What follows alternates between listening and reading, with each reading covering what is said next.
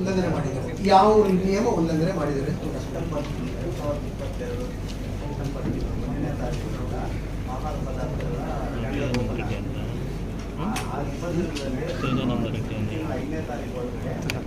Investigation ಮಾಡಿ report ಬಂದಿದೆ. ಈಗ ನಿಮ್ಮ ಮೇಲೆ ಕ್ರಮ ತರಬೇಕಾಗ್ತದೆ. ದಾಖಲೆ ಯಾಕೆ ನಮ್ಮ ಇನ್ವೆಸ್ಟಿಗೇಟಿಂಗ್ ಆಫೀಸರ್ ಕೊಡಲಿಲ್ಲ? ಮತ್ತೆ ನೋಡ್ ಮಾಡಿದಾರಲ್ಲ ಅವರು. ನಾವು ಬೇಡ, ಈಗ ತನಿಖಾಧಿಕಾರಿಗಳು ನೀವು ಕೊಟ್ಟಿರೋದಕ್ಕೆಲ್ಲ ಸರಿ ಇಲ್ಲ, ಟೆಂಡರ್ ಪ್ರಕಾರ ಕರೆಕ್ಟಾಗಿ ನಡೀತಿದೆ ಅಂತ ಅವ್ರು ಕೊಡ್ತಾರೆ. ಈಗ ಅದು ತಪ್ಪು ಅಂತ ತೋರಿಸೋದಕ್ಕೆ ನಿಮ್ಮ ಹತ್ರ ಏನಿದೆ? ಬೇಕಿದೆ ಫೋಟೋ ತಗೊಂಡು ಏನ್ ಮಾಡ್ಬೇಕು ನನಗೆ ಗೊತ್ತಾ? ಟಿವಿ ಮತ್ತು ಫೋಟೋದಲ್ಲಿರೋದನ್ನ ನೋಡಿ ಯಾವ್ದಾದ್ರು ಕೋರ್ಟ್ ಜಡ್ಮೆಂಟ್ ಕೊಡಕ್ಕಾಗುತ್ತಂದ್ರೆ ನಾಳೆ ನೀವೇ ಕೊಡ್ಸಿರ್ಬೋದಂತೆ ಇದರಲ್ಲಿ ಟಿವಿನಲ್ಲಿ. ನಮ್ಗೇನು ಗೊತ್ತು? ಫೋಟೋಗಳು ನೀವೇ ತೆಗೆದಿರ್ಬೋದು, ನಮ್ಗೇನು ಗೊತ್ತು? ನಮಗೇನು ಗೊತ್ತು? ಜಡ್ಜ್ ಆಗಿ ನನಗೆ ನೀವು ಫೋಟೋನಲ್ಲಿ ಟಿವಿ ಬಂದಿದ್ರ ಮೇಲೆ ನಾನು ಜಡ್ಮೆಂಟ್ ಕೊಡೋಗಿದ್ರೆ ಕೋರ್ಟ್ಗಳು ಹಾಕ್ಬೇಕು. ನೀವೇ ಕೋರ್ಟ್ ಜಡ್ಮೆಂಟ್ಗಳು ಕೊಡ್ಬೋದಲ್ಲ ಕೂತ್ಕೊಂಡು ಮನೇಲಿ. ಬರ್ಕೊಳ್ಳಿ. ನಾವು ಅದಕ್ಕೆ ನಿಮ್ ತಪ್ಪ ಸರಿನಾ ಅಂತ ಪರಿಶೀಲನೆ ಮಾಡೋಕ್ಕೆ ನಾವು ಎಸ್ ಪಿ ಕಡೆಯಿಂದ ಇನ್ವೆಸ್ಟಿಗೇಷನ್ ಮಾಡಿಸಿದ್ದೀವಿ. ದೂರುದಾರರು ಹಾಜರಿದ್ದಾರೆ. ಎಲ್ಲರೂ ಇದ್ದೀರಿ. ಲಕ್ಷ್ಮಣ್ ರೆಡ್ಡಿ, ಕುಮಾರಿ ಮೂಲಕ ತನಿಖೆ ನಡೆಸಲಾಗಿ ತನಿಖಾಧಿಕಾರಿಗಳು ದೂರುದಾರರಿಗೆ ಸಾಕಷ್ಟು ಅವಕಾಶವನ್ನು ನೀಡಿ ಅವರು ನೀಡಿದ ದಾಖಲಾತಿಗಳನ್ನು ಪರಿಶೀಲಿಸಿ ಇದರಲ್ಲಿ ಸತ್ಯಾಂಶವಿಲ್ಲವೆಂದು ತನಿಖಾ ವರದಿಯನ್ನು ಸಲ್ಲಿಸಿದ್ದಾರೆ.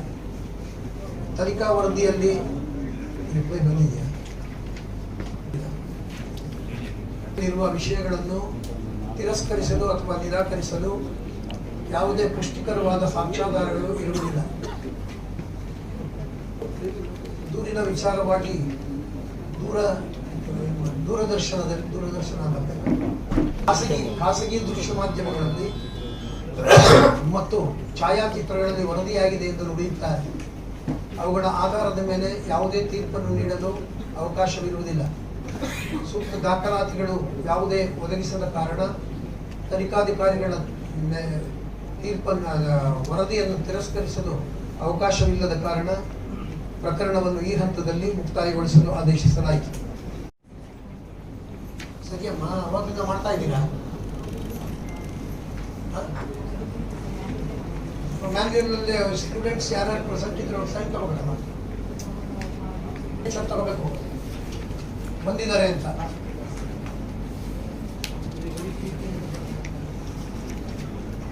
ಯಾರು ಬೇಕಾದ್ರೂ ಮಾಡ್ಕೋಬೋದು. ಕೂತ್ಕೊಂಡು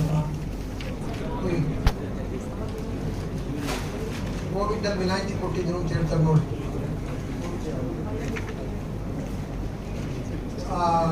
ಸ್ಟೂಡೆಂಟ್ಸ್ ಸಿಗ್ನೇಚರ್ ತಗೋಬೇಕು, ಹಾಜರಾತಿ ತಗೋಬೇಕು ಅಂತಂದಿಲ್ಲ, ಅವ್ರದ್ದೇ ಸಿಗ್ನೇಚರ್ ತಗೋಬೇಕು ಅಂತ ಇಲ್ಲ.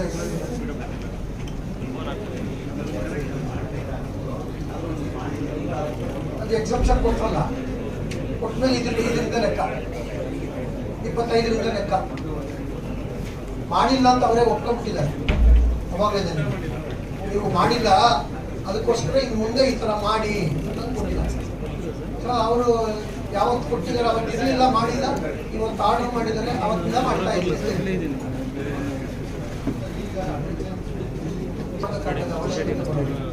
ಆನೆಸ್ಟಿ ಎಲ್ಲಿ ಡೌಟ್ಫುಲ್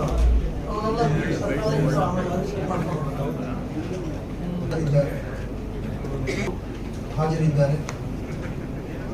ಸಮಸ್ಯೆ ಕೇಳ್ಕೊಂಡಂತಿದೆ.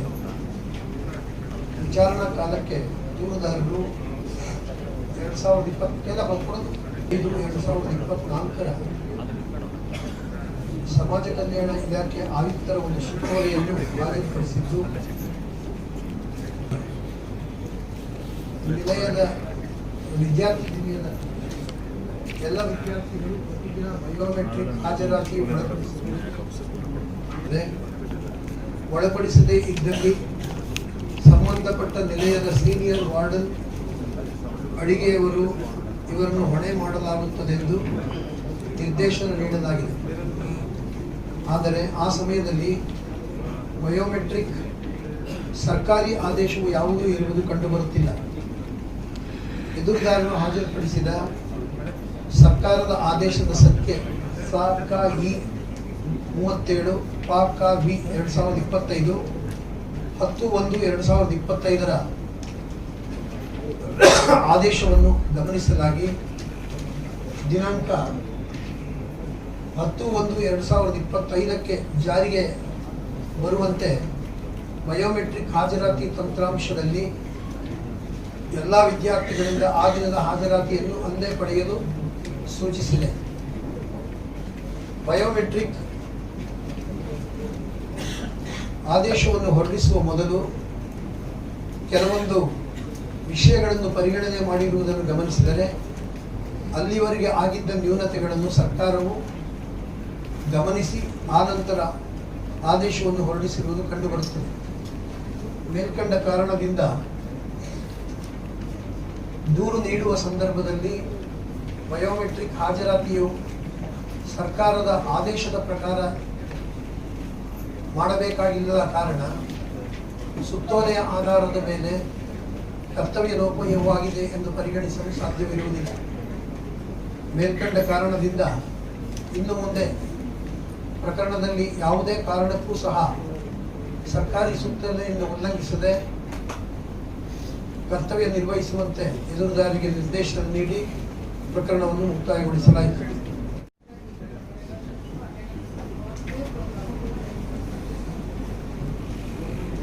ಕಾಪಿ ಕೊಟ್ಟಿದ್ದಾರ ನಿಮಗೆ?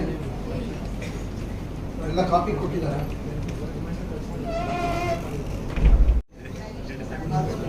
ವರದಿ ಇಲ್ಲ ಅಂತ ಅವ್ರ ಸಿಗ್ನೇಚರ್ ಹೋಗ್ತಾ ನೋಡಿ. ಅವ್ರು ಬಂದಿರೋದಕ್ಕೆ ಅಂತ ಈಗ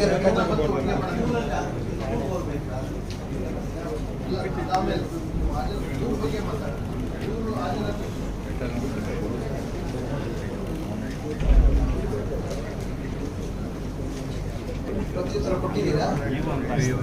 ಈಗ ಕೊಡ್ತಿದ್ದೀರಾ? ಕಾಪಿ ಕೊಡ್ಬೇಕಲ್ಲ, ಅವ್ರಿಗೊಂದು ಕೊಡಕ್ಕೆ ನಾನು ಮಾಡಿಸ್ಕೊಡ್ಬೇಕಾ ಕಾಪಿ? BO ಯಾರಪ್ಪ? ನಿಮ್ಮ ಹೆಸರೇನಮ್ಮ? BO ಉಮಾದೇವಿರವರು ಹಾಜರು. ಚಂದ್ರಪ್ಪ, ವೆಂಕಟರಮಣ, ಭಾಸ್ಕರ್. 1ರಿಂದ 4ನೇ ಎದುರುದಾರರು ಹಾಜರಿದ್ದಾರೆ. ದೂರುದಾರರ ಪ್ರಕರಣವನ್ನು ಗಮನಿಸಲಾಗಿ